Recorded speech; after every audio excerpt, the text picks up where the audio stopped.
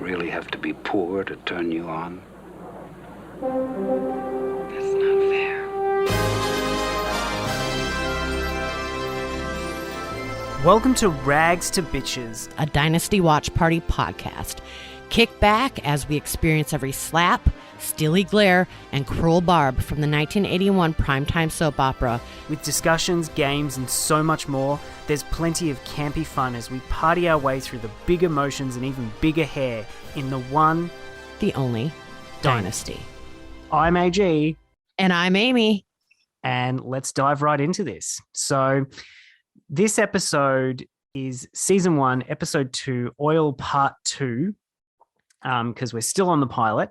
It obviously is the same as before. It aired on the 12th of January, 1981, written by Richard and Esther Shapiro, directed by Ralph Sinesky, and it obviously rated 12th because it's the same night. Nothing new in the stats there, but I thought we would include these stats because it'll be interesting to see like patterns that emerge when it's a different writer or a different director, or, you know, when the ratings dip, and like just to see how that has shaped the show. And the different writing styles as well. Yeah, absolutely. Because I've already noticed that some people, and we'll get to that soon, are prone to the face zoom in, which I'm all here for.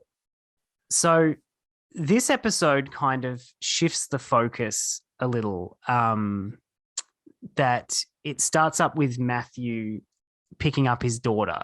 And it's another interesting scene because it doesn't just spell it out for us.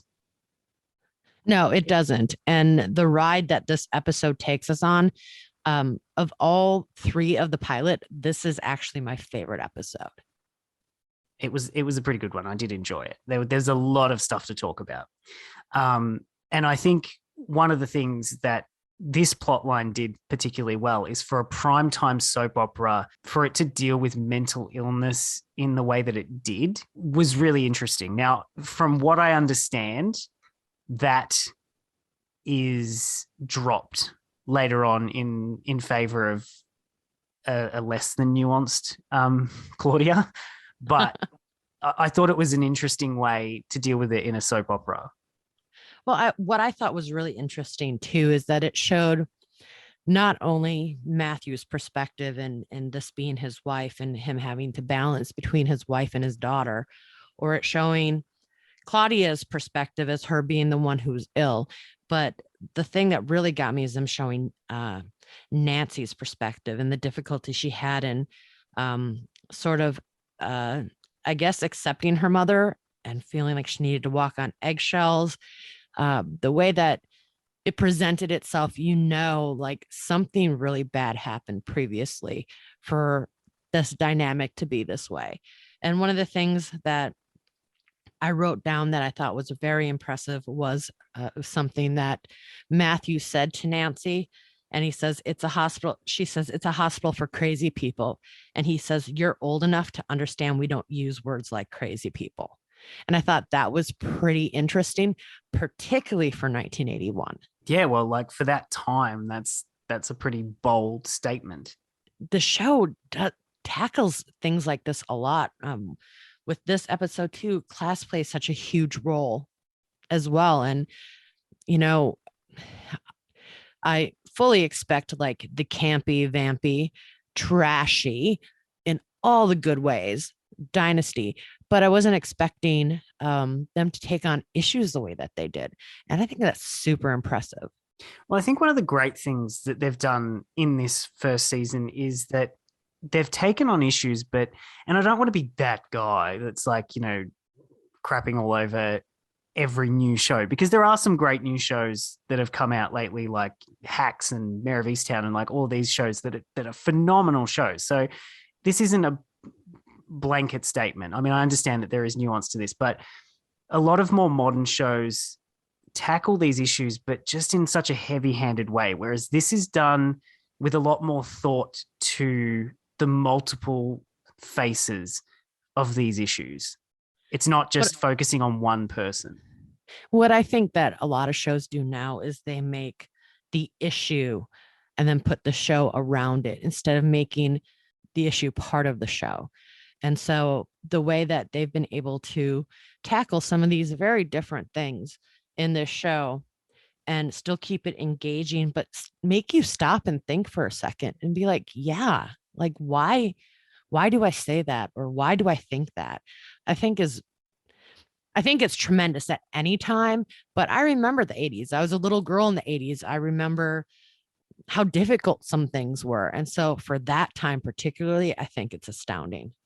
Yeah, no, I think it's done really well. And that's the thing, like obviously for that time, but even as I've said, by today's standards, considering it's a soap opera as well, by today's standards, I think the writing is exceptional. Oh, I do too. And you and I have had this conversation before about TV shows lecturing on issues rather than telling the story of the issue. And this really pointed out and made me realize how much that is done today and how it wasn't always done that way. And I wish that more shows would take that approach.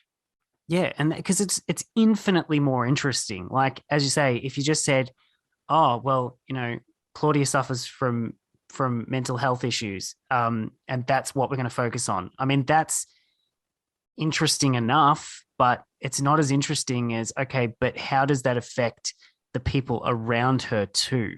And how does that dynamic change their life at home? Like that stuff is way more interesting than just focusing on the issue itself.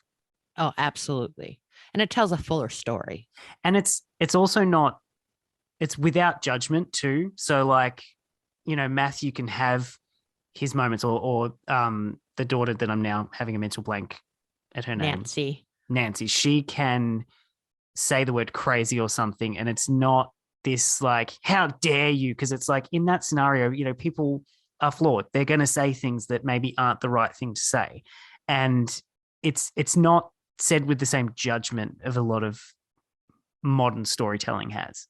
No, it's not. And I particularly enjoyed's the wrong word for when I'm about to say what it's about, but seeing how Nancy interacted with her mother and her mother just wanting to be treated quote unquote normal, and Nancy like doing the teenage thing where she maybe not be listening, or maybe it takes her an hour to do something that you asked, and watching how that sort of escalated to them both in tears.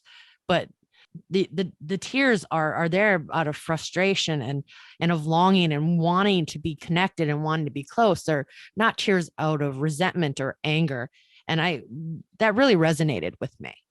So that then brings us to Walter Lancashire, which can we just take a moment to acknowledge that in this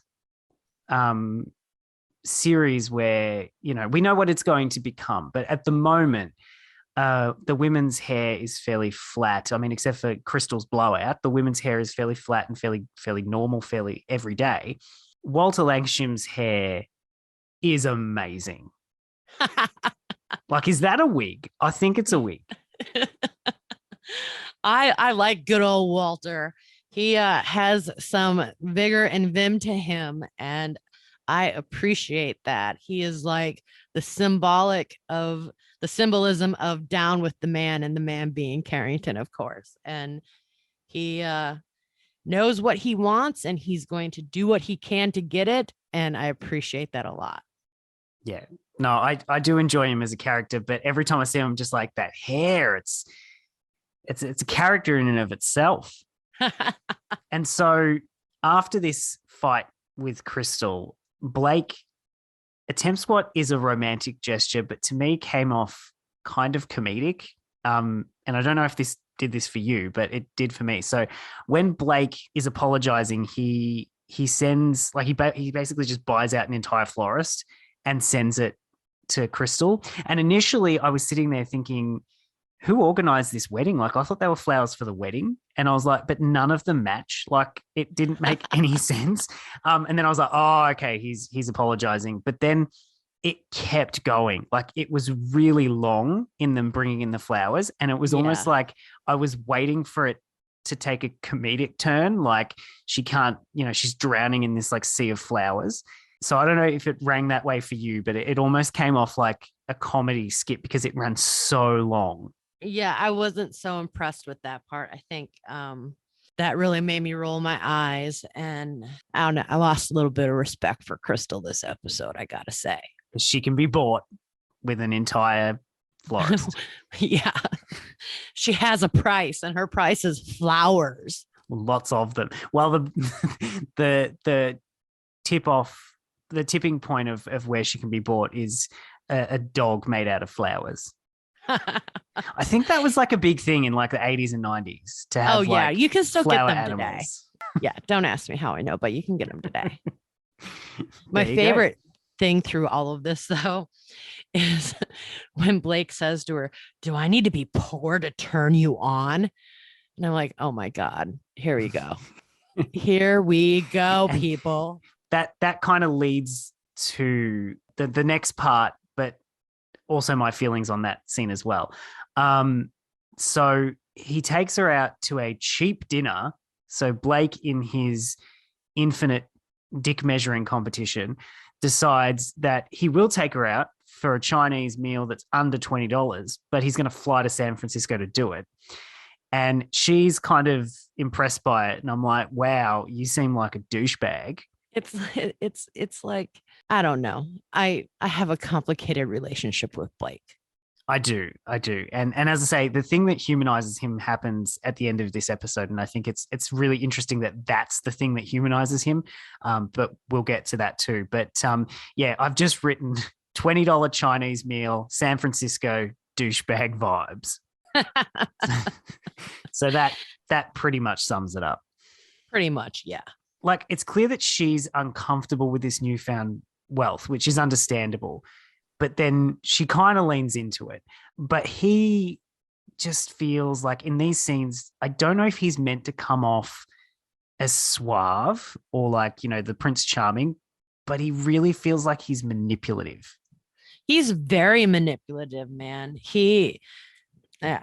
Because I know he's manipulative in business, but I don't know if he's intended to be manipulative on a romantic level. I mean, I don't know if that's going to come up later where she's going to be like, stop treating me like a business merger or something like that. But, you know, he comes across as very manipulative, and I just don't know if that's the intention.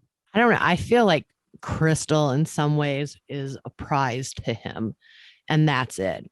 And it's another way for him to puff out his chest, because you have, you know, nice looking Matthew, who is rugged and out there adventuring and everything, who she loved. And then you have Blake. And I think that he is someone who likes power, and he is someone that likes control, and he is someone that likes people to know that he has both of those things. And so I think that's a little bit of that. Yeah, I can see that. So then we finally get to the wedding. So it's taken like an hour and something, but we're at the wedding now. And then there's a weird scene that is like, it's a good scene, but it's just something weird happens in it. And so that's when Fallon steals the cake topper. I gotta say, before we even talk about the cake topper, those little animal foods that were at the wedding, like, no, like those scared me. Oh, when they make like the faces out of the oranges and stuff like that. They're kind of weird. Who makes a cake topper out of chocolate? Like, was that a thing in the 80s? But like, either that or she's just eating plastic. You know, candle. There's less calories in plastic. Well, that, because back to the food though, the food with the faces, like, I feel like I go out of my way to not eat food with a face on it. Like, you know, I want to eat pork or bacon. I don't want to eat a pig's head, like, or a fish's head. Like, I don't want to actively go out of my way to make a face in the food that I eat. Like, that's just weird. Here, let me make a puppy out of fruit for you. And now eat it. I mean, we have the animal flowers, we have the animal food. My God. It's a lot. But so Crystal and Fallon have this scene. And I mean, the thing that kind of like, it was so dramatic, it made me laugh, was when the man realized that it was gone. Yes. The soap opera gasp look.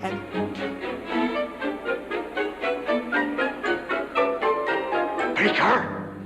And didn't he like scream or something? Take her! But anyway, she's having this conversation with Fallon, and at no point does she turn around and say, "Is that my cake topper that you're eating?" Like, no one seems to give a shit. And I'm like, I probably would have been like, is that the top of my wedding cake? So there's obviously that conversation, which my favorite part of that was the eating of the cake topper. But then we get to the accident at the drilling site, or is it an accident?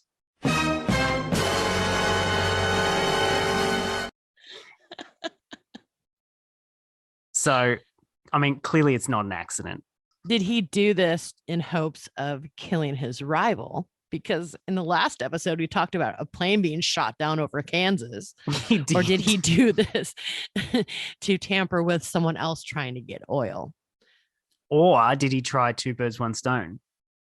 Two birds, one stone, definitely. I think, though, if I was looking at the character himself, I think he would want the money and power, and the death would just be the icing on the cake that has no topper because Fallon ate it. Obviously, there's a little bit more to this, but basically, Lancashire gets a gun and his fabulous hair, and he loads himself up into the car to go and shoot Blake Carrington on his wedding day, which is a solid plan. Oh, definitely. There is 100% chance that's going to go well. There's not going to be any witnesses at all. No, and yeah, it's not. There's not going to be high security or anything. Like, it's going to go really well. Oh, Walter. Oh, Walter, what are you thinking? I feel like that needs to be a catchphrase now. Oh, Walter. Then we get to a scene where Andy, because what is he, like security, or he's just the right-hand man, or he's didn't Fallon call him her father's concierge? Oh yeah, that's right. He's like, in the we don't appreciate your particular sense of humor. I thought that was Italian for attorney. I love it. They obviously talk about signing a premarital property agreement, which I'm assuming will come up again. I mean, that's got to be foreshadowing for something else. It has to be.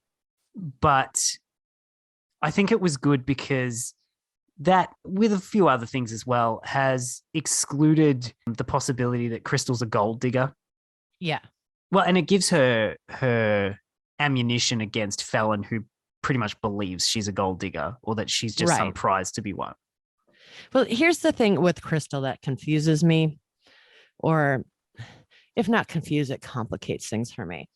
On one hand, she's very proud of her humble background and her humble beginnings, and she's not going to change, and she's going to have her friends up at the mansion and everything. And on the other hand, she's like, I'm going to wear this fur coat, and I'm going to wear this jewelry, and I'm going to accept these flowers. And so it's like she kind of wants to be both things. And I mean, girlfriend, you need to decide, you need to decide. We'd probably all do that. We'd like, if you won the lotto, you'd probably be like, you'd still have that training in your mind of not like spending money ridiculously and stuff like that. But then you'd also be like, hell yeah. And then you'd have moments where you'd sort of, the pendulum would swing to like, you'd be all in and you'd be like, oh, this isn't right. And then you'd think that you would eventually find your rhythm. So it's probably accurate that you would jump from place to place. I don't know. I'm pretty cheap.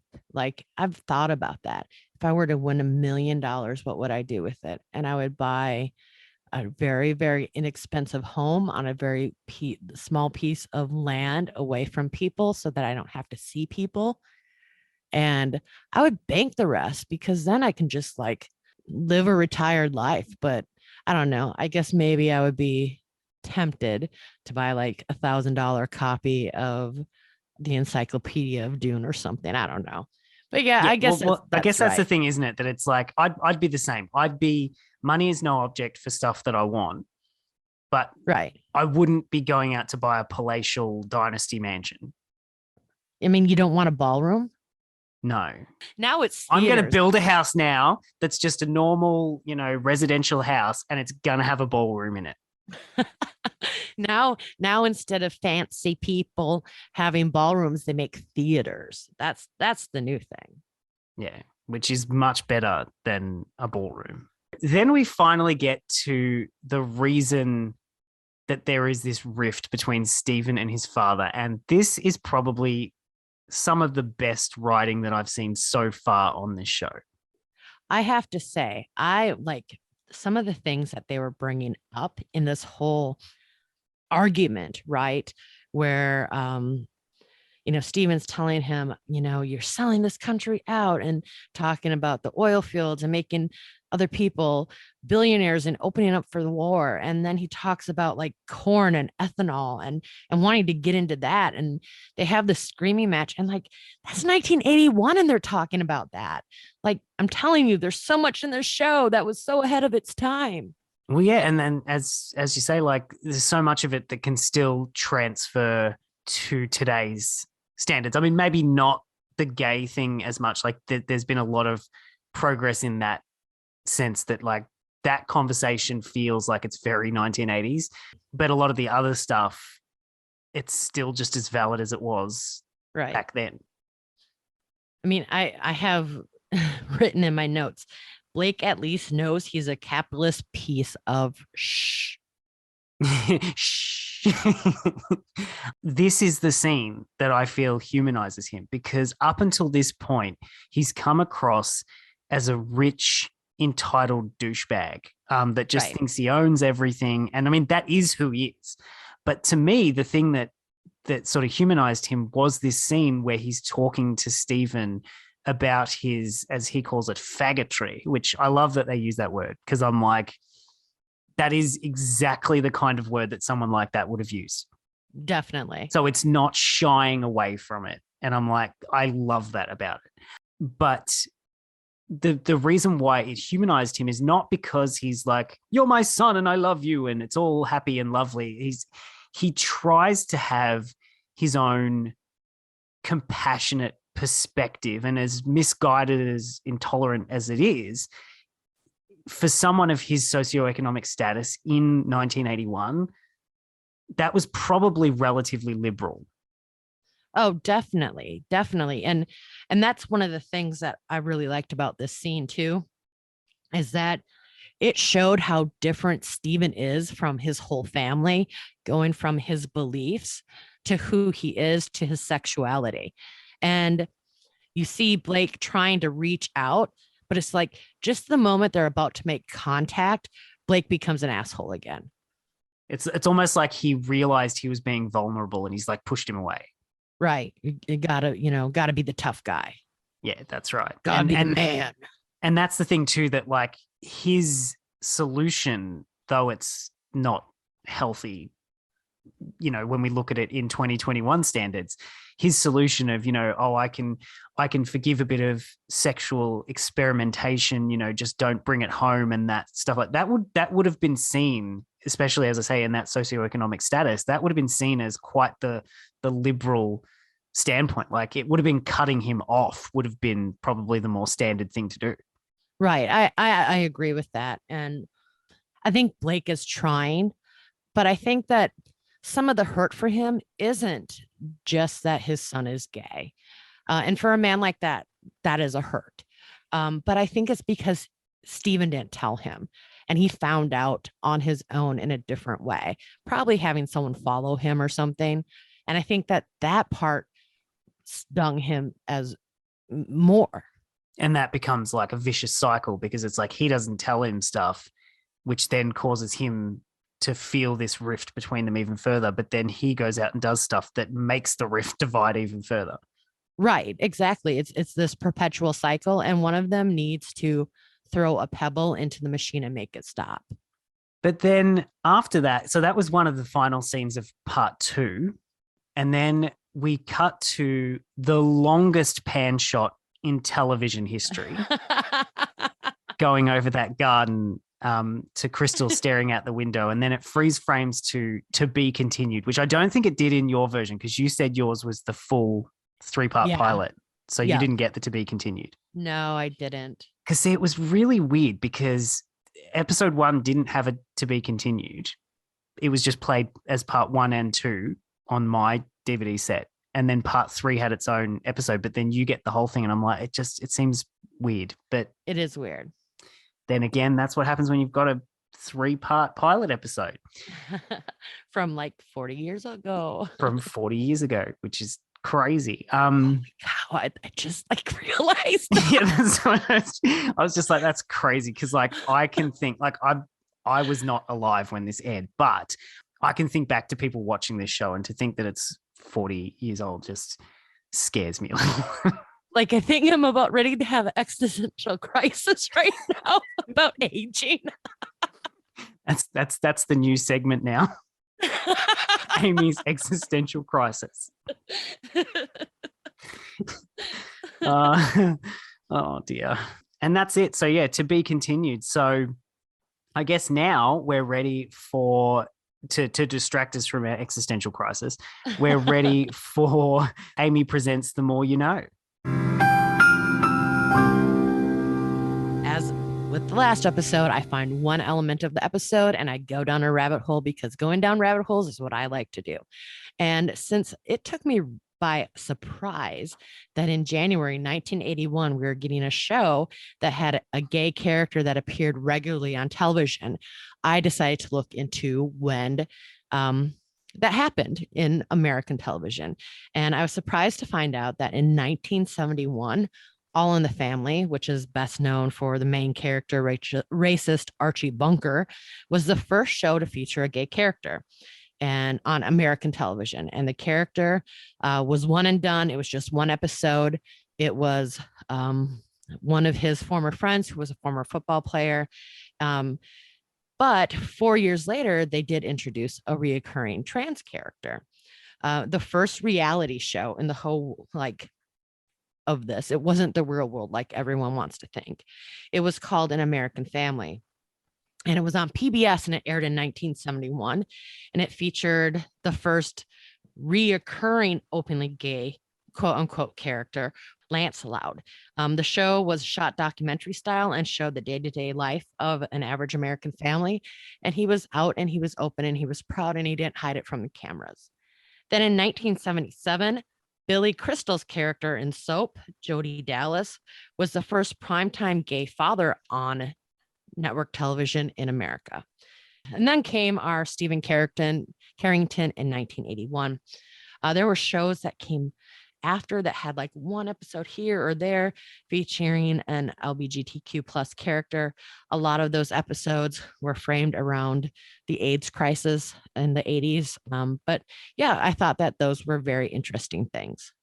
No, I think that's really interesting. And it would be interesting to go back and look at those episodes too, because Stephen Carrington is obviously one of the first representations of gay men. But it'd be interesting to see like these previous ones, monumental though they are, that they were the first on TV, how many of them were like, hello, like, you know, right. The over the top, which I'm not even opposed to those stereotypes because those people do exist.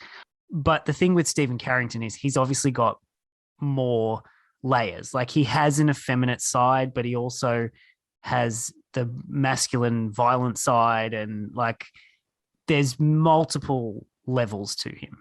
Right. Well, in the episode, when I was researching this, in the episode from All in the Family, the thing was that Archie Bunker was sort of at a place where he'd had to confront his own prejudice and stereotypes, because here's his friend and this is what it is. And it was a teaching moment for him. And I think it's funny that it was Archie Bunker, because he is probably listed as the most racist character on television in America ever, in a fictional show that isn't like an actual like white nationalist or something. And so I think it was very interesting that like that was like one of their first episodes, and that's how they framed it all. Well, I know, speaking of gays in the media, I do know that Al Corley, who plays Stephen, doesn't play him for the entirety of it because he got sick of Stephen's bisexuality. Spoilers. Oh, spoilers.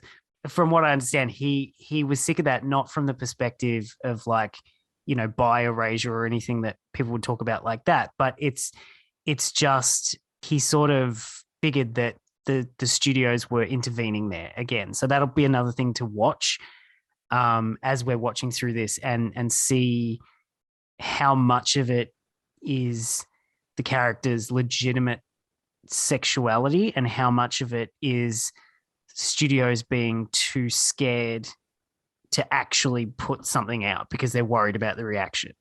Right. I think it will be very interesting to follow this journey in that respect and that aspect. And I love the layers that this has given Stephen as a character and the family dynamic too.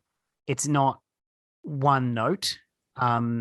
Everyone has varying responses to his sexuality. So like some characters seem to accept it and some characters are like Blake are obviously pretty against it. And then there's Crystal, who I don't even think she knows what day it is. I don't know if she knows what's going on.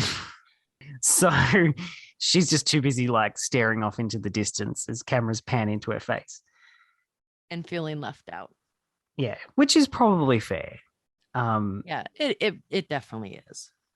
On that note, then, I guess we can move on to our fun and games section with Screw, Marry, Kill Dynasty Edition. Oh, goodness. And so we're going to give each other 3 different characters. And obviously we have to decide who to screw, marry, and kill. Your 3 characters are Crystal, Fallon, and Blake. Blake is getting murdered. That's just. I love how you just went straight to kill. Yeah. I don't think I could handle Crystal on a daily basis for the rest of my life.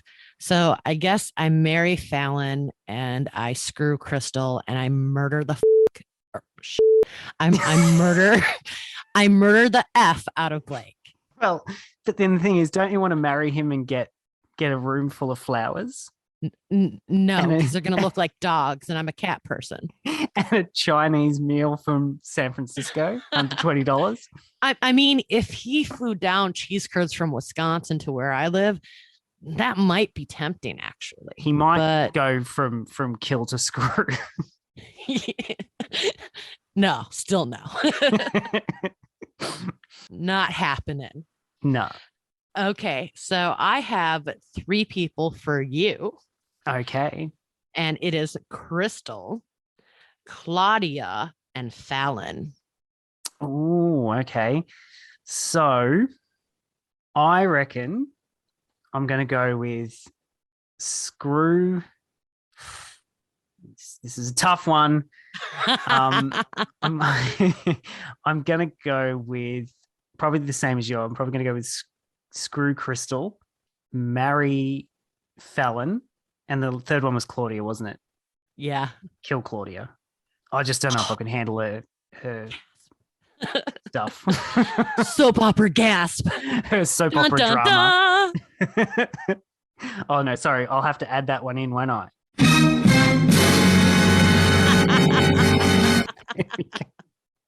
So, yeah, I killed Claudia, and what are you going to do about it? It was just a fever dream. Yeah, that's right. It was all a dream. So I'll give you one more round. Jeff, Matthew, or Doris? Oh, God. I will marry Matthew. I will screw Jeff. And I will murder AF Doris. I mean, we had to know that Doris was going to be a kill. Like no one's marrying Doris. That's why she's as bitter as she is and constantly judging people. Oh, Doris. Oh, Doris. Who invited you here? So I have one for you. One last one. Yep. So Michael the chauffeur. Yep. Michael or Walter with the awesome hair. Or Matthew. I'm sorry. That's right. I was like, hang on, are there two Michaels? See, Yeah. it's that existential thing. It's just it's distracting me. It's just got you shook. So all right. So Michael, Matthew, and Walter. Yes. Well, I think I got to marry Walter for that hair. I just that just put a smile on my face every day. That and hair. his big gun. His big gun. Maybe I should screw him. Then I think I'd go screw Michael. This fella makes him look like a good time, and then keep Matthew around, I guess. I don't know why. I have no reason. He's just the last option. So there you go. That's that. So tune back in for the next episode, Oil Part 3, where we will finally see Crystal married after 83 years. She'll finally be married at the end of this pilot. So stick around for that episode. And that's it. So we'll see you guys later. Bye-bye.